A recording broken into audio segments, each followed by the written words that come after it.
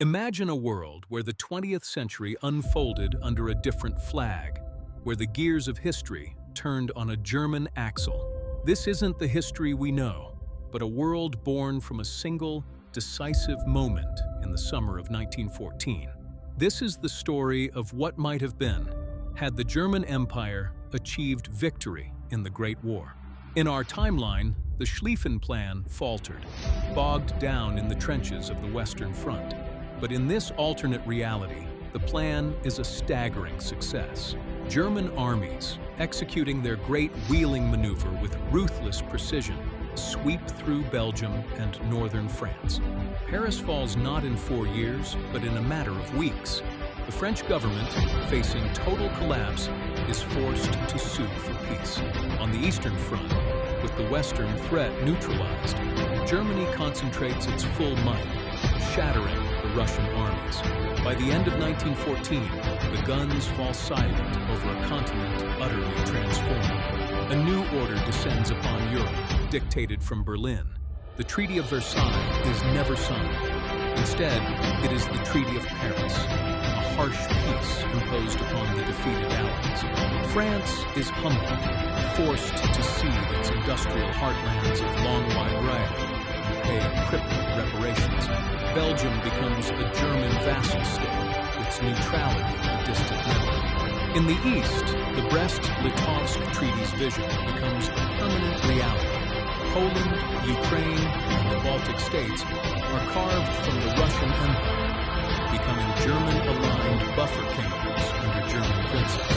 The dream of Middle Europa, a German-dominated Central Europe, is now a concrete political and economic bloc, stretching from the North Sea to the Black Sea. The global consequences are profound. The British Empire, though undefeated, is now isolated and diplomatically outmaneuvered.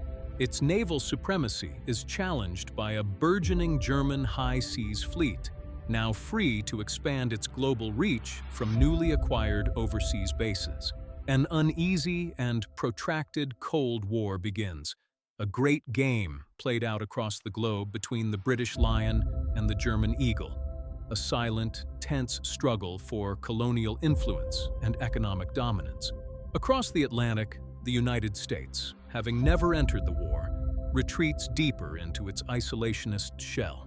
Without the crucible of World War to forge its global identity, its ascent to superpower status is indefinitely postponed, its potential remaining unrealized as it watches the new European balance of power from afar. The Russian Empire, though it survives the war, is a shadow of its former self.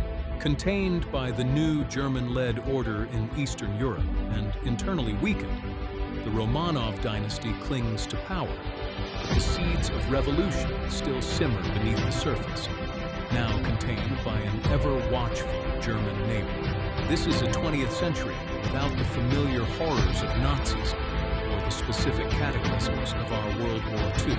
The Weimar Republic is never born, and the ideologies that festered in its wake may never have taken root.